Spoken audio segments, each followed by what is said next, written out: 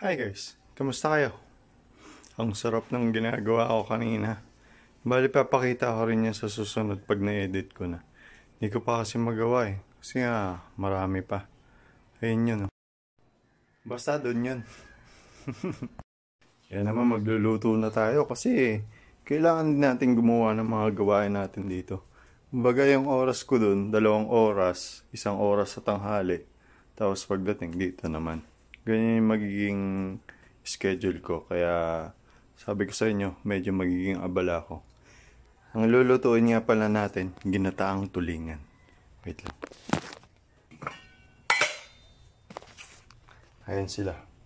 Yun yung tulingan sinayang na dito. Ayusin ko lang itong mga to para masalang na natin. Kasi anong oras na? Alas 11 na naman. Wait lang.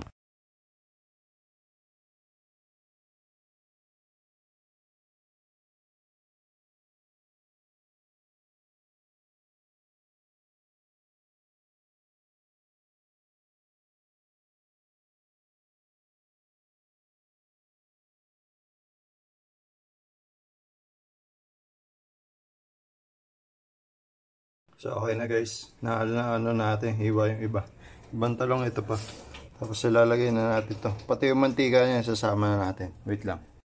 So okay na guys, natimplahan na rin natin ang paminta, betchin, asin, suka. Nilagay ko na rin. Pakukuluin lang muna natin yan. Lutuin muna natin yung suka bago natin ilagay yung pangalawang piga. Okay na guys, sinalang ko na. Balikan natin ulit yan mamaya. Nilagay ko na rin pala yung pangalawang piga para mahalo lahat ng panlasa. Balikan ulit natin yan mamaya. Okay na guys, sinalang ko na. Balikan natin ulit yan mamaya. Nilagay ko na rin pala yung pangalawang piga para mahalo lahat ng panlasa. Balikan ulit natin yan mamaya. Guys, update. Dami pang sabaw eh. Maya pa ulit. Bago natin ilagay yung unang piga. Tapos yung sili. Pero may siling labuyo na yan. Yummy!